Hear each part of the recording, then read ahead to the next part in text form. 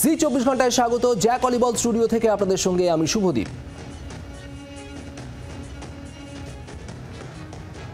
শুরু করছি 3:03 3 খবর, আর আমি শুভদীপ আপনাদের জানাবো এই মুহূর্তে যে খবর। বাদুড়িয়ার শ্রমিক, পরিযায়ী শ্রমিক, তার মহারাষ্ট্রে মৃত্যুর ঘটনা। ভিন রাজ্যে শ্রমিক হেনস্থার ঘটনার মধ্যেই এবার খুন। মহারাষ্ট্রে বাদুড়িয়ার শ্রমিক খুনের ঘটনা, জানাবো আপনাদের সেই খবর ডিটেলে। আমি শুক্লা রয়েছে আপনাদের সঙ্গে নিউজরুম থেকে, এবং আমি জানাবো শিলিগুড়িতে এক অমানবিক ছবি। বাবার মৃত্যু হয়েছে এবং নাবালক ছেলে বাবার দেহ নিয়ে একেবারে দিশেহারা, কি করবেন বুঝতে পারছেন না। অমানবিকতার আরও এক নিদর্শন, কারণ প্রশাসন এবং পঞ্চায়েতের সাহায্য পর্যন্ত প্রাথমিকভাবে পাওয়া যায়নি। জানাবো এই বিষয়ে ডিটেলে। একদমই। তবে শুরুতে যে খবরে চোখ রাখবো আমি, সব্যসাচী রয়েছে আপনাদের সঙ্গে রায়গঞ্জের দিকে। মেডিকেলে লজ্জার ছবি। স্ট্রেচার ট্রলি না পেয়ে কাঁধে রক্তাক্ত ব্যক্তি, কাঁধে চড়ে ওই ব্যক্তিকে ভর্তি করাতে হলো হাসপাতালে, অথচ স্ট্রেচার মিলল না। জাতীয় সড়কে রক্তাক্ত অবস্থায় ব্যক্তিকে উদ্ধার করা হয় এবং তারপরে ওই ব্যক্তিকে যখন হাসপাতালে আনা হয় তখন ওই ব্যক্তিকে ওয়ার্ডে ঢোকানোর জন্য, হাসপাতালের বেডে দেওয়ার জন্য কোনো রকম কোনো স্ট্রেচার পাওয়া যায়নি। অবশেষে যে ছবি আপনারা দেখছেন, লজ্জার ছবি নিঃসন্দেহে, সেই ব্যক্তিকে, ওই অসুস্থ রক্তাক্ত অবস্থায় ব্যক্তিকে কাঁধে চাপিয়েই হাসপাতালে নিয়ে আসতে হলো। ফলে খুব স্বাভাবিক প্রশ্ন উঠছে, হাসপাতালে কর্মরত যারা ছিলেন তারা কেন সেই সময় এগিয়ে এলেন না? কেন একটা স্ট্রেচার পাওয়া গেল না? রোগীর আত্মীয় যারা, তারা কি বলছেন শুনুন।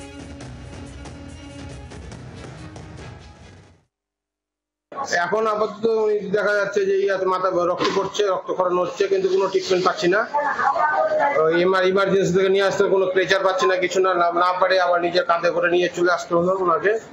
এখন বেডে নিচে তো সিকিউরিটি ছিল, স্ট্রেচার তো ছিল না। সিকিউরিটি জঘন্য ব্যবহার। ওয়ার্ড বয় তো ছিল, জঘন্য ব্যবহার। এই ব্যবহারের কোনোই নাই। কাঁধে করে নিয়ে আসবেন কেন? কোনো কিছু পাচ্ছি, কোনো পরিষেবাতে পাচ্ছি না। আমি কিভাবে নিয়ে আসবো ওনাকে? ও একটু মাথা দিয়ে রক্ত ব্লিডিং হচ্ছে, তো ওনাকে আমি এখন কি করবো? না পারে নিজে কাঁধে উঠে নিয়ে চলে আসলাম ওনাকে। হাসপাতালের বিরুদ্ধে অসহযোগিতার অভিযোগ তুলছেন যারা নিরাপত্তা রক্ষী, তাদের ব্যবহার নিয়ে প্রশ্ন উঠছে সুপার হাসপাতালে। তার কি বক্তব্য শুনুন। তো আমার মনে হয় কোথাও একটা কমিউনিকেশনের একটা গ্যাপ হয়েছে, যে পেশেন্ট যদি উপরে নিয়ে যেতে হয় 7 তলায়, তাহলে একটু ধৈর্য, সেই মুহূর্তে হয়তো সেখানে এনাফ ট্রলি ছিল না, যদিও ব্যাপারটা আমাকে খতিয়ে দেখতে হবে। তাহলে ধৈর্য ধরলে, রোগী সহায়তা কেন্দ্রে বললে, সেখানে যারা ওয়ার্ড বয় আছে তাদের বললে নিশ্চয়ই তারা ব্যবস্থা করে দিত। কারণ সব ক্ষেত্রেই পায়, কিছু কিছু ক্ষেত্রে কদাচিৎ এরকম পাচ্ছে না, এটা একটু আনএক্সেপ্টেবল। তো এটা আমাদের দেখতে হবে ব্যাপারটা, যে কি ঘটেছিল, আমরা খতিয়ে দেখব। খুব স্বাভাবিকভাবে এরা হাসপাতালে এই ধরনের পরিস্থিতি, এই ধরনের পরিষেবা, গোটা বিষয়টা নিয়ে রাজনৈতিক তরজাও গিয়েছে। রাহুল সিনহা বিজেপির এবং সুদীপ রাহা তৃণমূলের, কি বলছেন?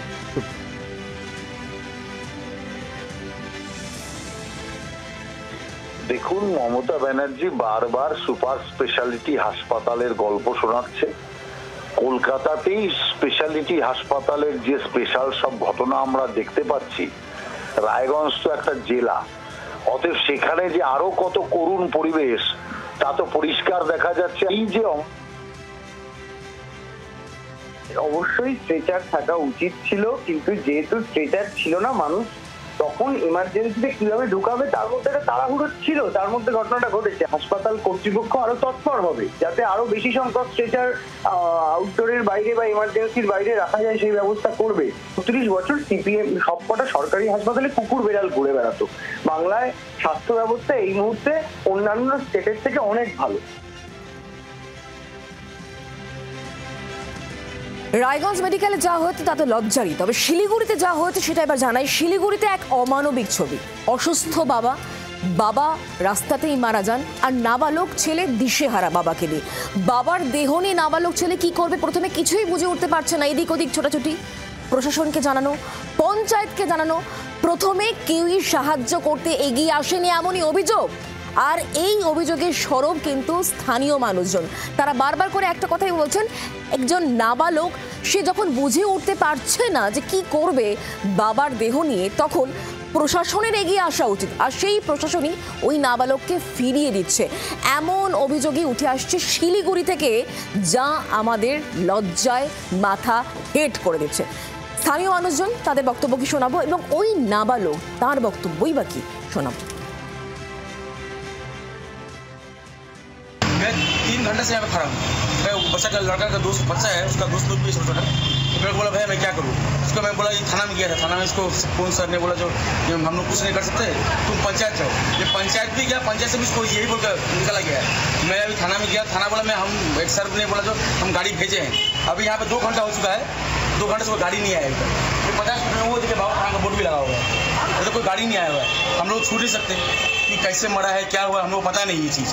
तो मैं फिर थक हार के मैं झाड़ीदा को फ़ोन किया, और आदिवासी विकास परिषद के नेता है। तो मानवता भी एक तो ये है जिसके पास कुछ भी नहीं है, वो लोग भी आके दुकानदार लोग अपना दुकान व्यवसाय छोड़ के काम छोड़ के यहाँ पर आके खड़ा है। लेकिन आज मैंने यहाँ से खाली 200 मीटर में थाना है, 500 मीटर में पंचायत है, लेकिन कोई भी प्रशासन का आदमी ना यहाँ पर, हम लोग को पंचायत का आदमी कोई यहाँ पर आके नहीं दिख रहा है। मैं उधर काम में था तो पिताजी इधर गुजर गया, तो एक भैया ने मुझे इधर से बुला के लेके आया, बोला कि आपका पिताजी गुजर गया है। तो मैं दौड़ के आया, उधर दौड़ भाग के आया। उसके बाद में मैं पुलिस थाना गया दौड़ के। उसके बाद भैया ने उधर पे सर ने बोला कि सर को मैं बोला कि सर मेरा पिताजी गुजर गया है, मैं मजबूर हूँ, मैं क्या कर सकता हूँ, ऐसा बोला। तो सर ने बोला तो इसमें मैं क्या कर सकता हूँ, ऐसा बोला। मैं पंचायत ऑफिस भी गया, पंचायत ऑफिस में यही बोला मुझे। तो मैं उधर से घूम के फिर मैं इधर भैया लोग से मदद मांगने आ गया। স্থানীয় মানুষজন এবং ওই নাবালকের বক্তব্য শুনলেন, আর এখানে উঠছে একাধিক প্রশ্ন, এবং সেই প্রশ্নকে সামনে রেখে কিন্তু এই মুহূর্তে এই গোটা বিষয়কে কেন্দ্র করে রাজনৈতিক তরজাও শুরু হয়ে গিয়েছে। তৃণমূল নেতৃত্বের বক্তব্য কি এবং বিজেপি নেতার বক্তব্য কি শোনাবো, দুটো বক্তব্য। আমার অবাক লাগছে যে একটা শিলিগুড়ির মতন জায়গায় এখানে এইরকম ঘটনা ঘটছে। আমরা কি সহনাগরিক যারা রয়েছি, সহনাগরিক জিনিসটা কি মানুষের মধ্যে থেকে চলে গেছে? এটা কি চলছে? একটা সরকার তো আছে। আমি মনে করি এটা অমানবিক ঘটনা। ওখানে যারা ছিলেন পঞ্চায়েতের, নিশ্চিতভাবে যারা পঞ্চায়েতের লিডার ছিলেন, নেতৃত্ব ছিলেন, সে কোন দলের হোক, যে দলেরই হোক, তাদের এই বিষয়ে পদক্ষেপ নেওয়া উচিত ছিল, এবং স্থানীয় প্রশাসনও যদি এটা করে থাকেন তাহলে সেক্ষেত্রে তাদের এটা করা ঠিক হয়নি, উচিত হয়নি। আমরা খোঁজ নিয়ে দেখছি ঊর্ধ্বতন কর্তৃপক্ষের পক্ষ থেকে কি হয়েছে। আমি নিশ্চিতভাবে জেলা প্রশাসনের সঙ্গে কথা বলবো। তবে আমার বিশ্বাস যে যদি লোকজন জানতে পারতো তাহলে হয়তো নিয়ে যেত।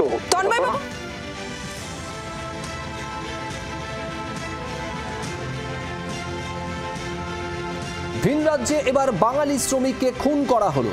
মহারাষ্ট্র থেকে উত্তর 24 পরগনার বাদুড়িয়াতে দেহ ফিরেছে। ওই শ্রমিককে কুপিয়ে খুন করা হয়, তারপর দেহ টুকরো টুকরো করে বস্তাবন্দি করে একটি ডোবায় ফেলা হয়েছিল, সেই ডোবা থেকে দেহ উদ্ধার হয়। বাদুড়িয়ায় ফিরেছে কফিনবন্দি দেহ। বাদুড়িয়ার রুদ্রপুরের বাসিন্দা আবু বক্কর মণ্ডল। খুনের তদন্তে মুম্বাইয়ের ভাসি থানার পুলিশ। কি কারণে খুন, কিভাবে খুন, সবটাই খতিয়ে দেখা হচ্ছে। তবে এই পরিযায়ী শ্রমিক বাদুড়িয়ার বাসিন্দা ছিলেন, মহারাষ্ট্রে কাজ করতেন, রাজমিস্ত্রির কাজ করতেন, সেখানে কিভাবে খুন হয়ে গেলেন, পরিবারের কি বক্তব্য শোনাবো। এ হচ্ছে পরিযায়ী শ্রমিক হয়ে মহারাষ্ট্রে কাজে গেছিল। সেখানে ওর যেভাবে হত্যা করা হয়েছে, কেটে পিস পিস করে গর্তয় পুঁতে রেখেছিল। ওর একদিন পুঁতে রেখেছে। ও যে এই কাজ করেছে তার আমরা চরম শাস্তি চাই। এর সাথে যারা জড়িত আছে তাদেরও চরম শাস্তি চাই। আমরা দিদির কাছেও অনুরোধ করছি যে দিদি, এই পরিযায়ী শ্রমিক বারবার এরকম খুন হচ্ছে, আপনারা একটু দেখুন। বারবার এইভাবে যেভাবে নৃশংসভাবে হত্যা করেছে, ভাষায় প্রকাশ করা যাবে না। আমার ছেলে বোম্বাইতে গেছে, ওই ছাইটি কাজ করতে গেছে, তা ওই সব তারাই খুন করেছে। খুন করে ওই বোম্বাই নিয়ে খাড়িতে রেখেছে, খাতার মধ্যে পুঁতে দিয়েছে। রাত 3টের সময় শাস্তি চাই, ওদের ফাঁসি চাই। আমার যেরকম কোলের সন্তান চলে গেছে, আমি ওইরকম চাই।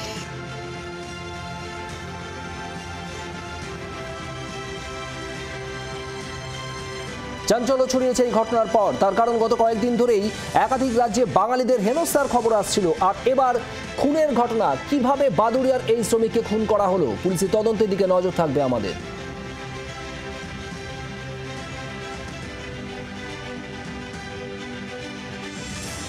আর পরে খবরে চোখ রাখবো ভারতের মিসাইল শক্তিতে মাইলস্টোন।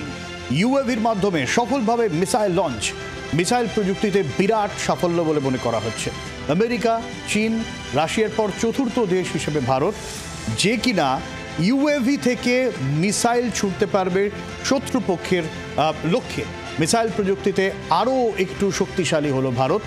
ড্রোনের মাধ্যমে মিসাইল লঞ্চের প্রযুক্তি একেবারে দেশীয় প্রযুক্তিতে হাসিল করলাম আমরা। এক চ্যানেলে পোস্ট করে এমনটাই জানালেন প্রতিরক্ষামন্ত্রী রাজনাথ সিং।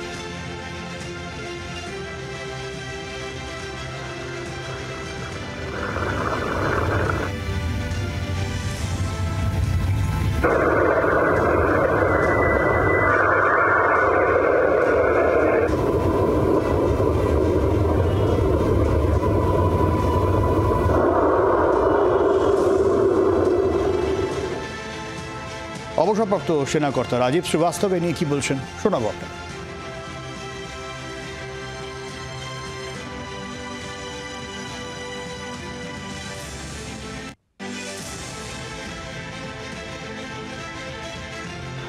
আজকে আমরা গর্বিত, এটা UAV launch precision guided missile system, যেটা আপনার টেস্ট ট্রায়ালটা কমপ্লিট হলো। আজকে এটা যে ডেমনস্ট্রেশন হলো, এটা হলো কি আর আমাদেরকে আর আমেরিকা, চায়না বা রাশিয়া এদের উপরে আমাদের ডিপেন্ড হতে হবে না। এটা আমাদের আত্মনির্ভরতা, আর এটা অনেক বড় একটা জায়ান্ট লাইফ লিপ আছে। যখন মিসাইল লঞ্চ হয়েছে পেছনে দেখবেন আপনি ওর ফিউম গুলো বেরোচ্ছে, that means it is a very successful launch of the missile. এর কতগুলো রেঞ্জ আছে, কতগুলো ওয়েট নিয়ে যাবে, কতগুলো আই এম শিওর এটা integrated artificial intelligence enabled command system, এটা আমাদের defensive as well as offensive ক্যাপাবিলিটিকে বোথ নেভি, এয়ারফোর্স এন্ড আর্মিকে অনেক উঁচুতে নিয়ে যাবে। Group captain R K Das নিয়ে কি বলছেন শুনুন। ইউএল ইজিএম যেটা আজকে ভারত লঞ্চ করেছে ভেরিয়েন্ট 3, এটা কিন্তু খুব কম দেশের কাছে রয়েছে, এবং এই পার্টিকুলার যে platform, weapon delivery platform, it can carry about 12.5 kg of payload. It can be used against both stationary কিংবা মুভিং টার্গেটস। আর এটা এয়ার লঞ্চড প্ল্যাটফর্ম, এটা কুর্নুলে এটা লঞ্চ হয়েছিল। It can be used for a duration of almost half an hour. এই মিসাইলটা যেটা রয়েছে প্রায় 4 kilometre দূরত্ব এটা গিয়ে স্ট্রাইক করতে পারে। ভারতের জন্য এই ধরনের ওয়েপন প্ল্যাটফর্মটা অ্যাকোয়ার করলে পরে ইন ফিউচার কমব্যাট সিনারিওতে আমরা we don't have to use fighter aircraft ছাড়াই আমরা প্রেসিশন গাইডেড মিউনিশনস লঞ্চ করতে পারি। আর এই নিয়ে প্রতিরক্ষামন্ত্রী রাজনাথ সিং তিনি এক্স হ্যান্ডেলে পোস্ট করেছেন, যেখানে তিনি বলেছেন যে ড্রোন থেকে মিসাইল হামলা, যে মিসাইল হামলা প্রযুক্তিতে ভারত আরও এগিয়ে এলো এবং আরও সফলভাবে ডিআরডিওর তরফে এই পরীক্ষা করা হয়েছে। অর্থাৎ ভারত ড্রোন শক্তিতে আরও শক্তিশালী, নয়া মাইল ফলক এই প্রতিরক্ষা ব্যবস্থায়।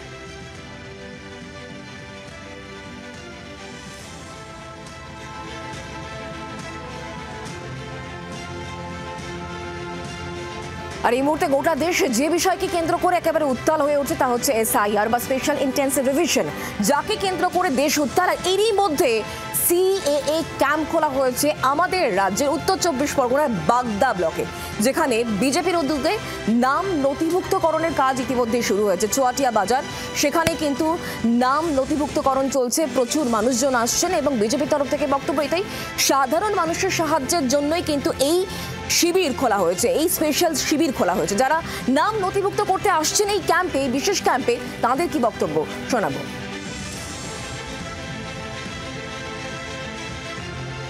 আমি আসছি বাংলাদেশ থেকে। কত সালে?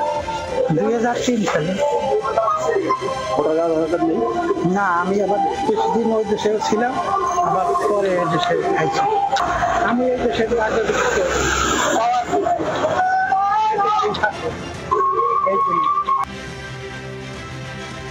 যারা নাম নথিভুক্ত করতে আসছেন তাদের বক্তব্য আপনারা শুনলেন। বিজেপি তরফ থেকে বলা হচ্ছে সাধারণ মানুষের সাহায্যের জন্যই এই ক্যাম্প খোলা হয়েছে। অন্যদিকে তৃণমূল কংগ্রেস বলছে এটা সবই আসলে ভাঁওতাবাজি চলছে, সবটাই লোক দেখানো। কি বলা হচ্ছে স্থানীয় তৃণমূল এবং বিজেপি নেতৃত্বের তরফ থেকে শোনাবো। এটা হচ্ছে নাগরিকত্ব আবেদন করছে according to citizenship amendment act. তো আমি একটা সহযোগিতা শিবির খুলেছি, মানুষকে একটু সহযোগিতা করেছি। এটা আইওয়াস, মানুষকে ধোঁকা বানানো হচ্ছে। এই নাগরিকত্বের আবেদন আবার নতুন করে বিজেপি বাংলার মাটিতে নাগরিকত্বের নামে, এনআরসির নামে, সিএর নামে আবার বাংলার মানুষকে বিভ্রান্ত করার চেষ্টা করছে। সেটা শক্ত হাতে প্রতিহত করবে বাংলার মাননীয় মুখ্যমন্ত্রী মমতা বন্দ্যোপাধ্যায় এবং তৃণমূল কংগ্রেস। আর ঠিক এই জায়গা থেকে বিজেপি নেতা সজল ঘোষের সঙ্গে আমরা এই বিষয় নিয়ে কথা বলেছিলাম টেলিফোনে। তিনি ঠিক কি বলছেন তার প্রতিক্রিয়া শোনাবো। মানুষকে সহযোগিতা করার জন্য বিজেপি তার সরকারও যেমন কাজ করছে, দলও তেমন কাজ করছে। দুটো আলাদা প্রতিষ্ঠান পাশাপাশি কাজ করছে একই উদ্যোগে। এটা অত্যন্ত স্বাভাবিক, এর মধ্যে রাজনীতি খোঁজার কোনো ব্যাপার নেই। যদি ওপার বাংলা থেকে আসা সবাই বিজেপি হতো তাহলে জ্যোতিবাবুও বিজেপি করতেন, মমতা ব্যানার্জিও বিজেপি করতেন। তাহলে জ্যোতিবাবু মমতা ব্যানার্জি দুজনেই বিজেপি করতেন। অতএব সেটা রাজনৈতিক নয়, এটা মানুষের সুবিধার্থে। আমাদের লক্ষ্য, আমাদের মতো সংবিধান মেনে ওপার বাংলা থেকে আসা নির্দিষ্ট সময়ের মধ্যে যারা হিন্দু, পাঞ্জাবি, শিখ এবং আরো কয়েকটি ধর্মের মধ্যে যারা অন্তর্ভুক্ত, তাদের যারা ওখান থেকে ধর্মের কারণে বিতাড়িত হয়েছেন তাদেরকে এখানে তাদের নাগরিকত্ব দেওয়াটা ভারত সরকারের দীর্ঘদিনের লক্ষ্য। শুধু এই সরকারের নয়, তার আগের সরকারও এই লক্ষ্য ছিল, তারা কাজটা করেনি, তারা আইনটা করেছিল। এই সরকার সেই আইনটাকে অ্যাক্টিভেট করেছে এবং আইনটাকে নিয়ে কাজ করছে। আবহাওয়ার আপডেট। দক্ষিণবঙ্গে প্রবল নিম্নচাপ আর তার জেরেই দিনভর চলবে বৃষ্টি। গতকাল রাত থেকেই বর্ষণ, বৃষ্টি চলছে কলকাতা সহ দক্ষিণবঙ্গে, আর তার জেরে একাধিক এলাকায় জলমগ্ন। কলকাতায় গত 24 ঘন্টায় 90 মিলিমিটার বৃষ্টি হয়েছে। আগামী দুদিন এই নিম্নচাপের প্রভাবে অত্যন্ত ভারী বর্ষণের সম্ভাবনা থাকছে দক্ষিণবঙ্গের প্রায় অধিকাংশ জেলাতেই। রাজ্যে শুধু বজ্রপাতেই গতকাল 17 জনের মৃত্যু।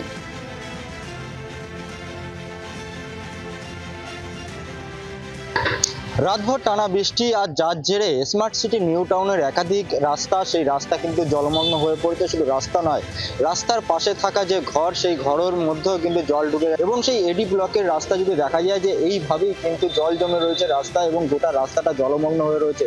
বোঝার উপায় নেই যে এটি রাস্তা না বা অন্য কিছু। তবে এখান থেকে যে গাড়িগুলো যাচ্ছে, যা মানুষ যাচ্ছে, তাদের কিন্তু সমস্যায় পড়তে হচ্ছে। স্কুটি সেগুলো খারাপ হয়ে যাচ্ছে। এবং অন্যদিকে একদম এডি ব্লকের 15 নম্বর যে বাড়ি, সেই বাড়ির ভেতরে পর্যন্ত জল ঢুকে যাচ্ছে। সেই ছবি দেখা যাচ্ছে এই মুহূর্তে, যে একেবারে যে বাড়ি, সেই বাড়ির ভেতর পর্যন্ত জল ঢুকে গেছে। অর্থাৎ এই মুহূর্তে স্মার্ট সিটি নিউ টাউন, সেই নিউ টাউনের একাধিক রাস্তা, সেই রাস্তাও কিন্তু জলমগ্ন হয়ে রয়েছে। শুধু তাই নয়, নিউ টাউন জ্যাংরাহাতিয়া 2 নম্বর গ্রাম পঞ্চায়েত, সেই গ্রাম পঞ্চায়েতেরও একাধিক গ্রাম, আর সেই গ্রামগুলো কিন্তু এই মুহূর্তে জলমগ্ন হয়ে রয়েছে। যেভাবে জল জমে রয়েছে এবং অন্যদিকে বাগজোলা খাল যেভাবে জলে পরিপূর্ণ হয়ে রয়েছে, তার উপরে যদি আরো বৃষ্টি হয় তাহলে এই জল যন্ত্রণার শিকারে সাধারণ মানুষ পড়বে বলে এমনটাই মনে করা হচ্ছে। জি 24 ঘন্টার জন্য নান্টু হাজার রিপোর্ট, নিউ টাউন। প্রচন্ড পরিমাণে জল, প্রচন্ড। মোটামুটি স্কুটি অর্ধেক গিয়ে অর্ধেক বন্ধ হয়ে গেছে। প্রচন্ড পরিমাণ জল, হাঁটি নিয়ে আসতে বাধ্য। সবাই তো স্মার্ট সিটি বলে, আসল থেকে স্মার্ট সিটি। ঘরে জল ঢুকে গেছে, আমাদের খাট সোর্স হয়েছে, ছোট বাচ্চা আছে, তাকে নিয়ে আমাদের একটু অসুবিধার ভিতরে আছি আমরা। এখন পর্যন্ত কোনো আমরা পাইনি। এই অবধি রাত 11টা থেকে এই অবধি এখনো কোনো সুযোগ সুবিধা পাইনি। জল যে এখন বেড়েই যাচ্ছে আমাদের।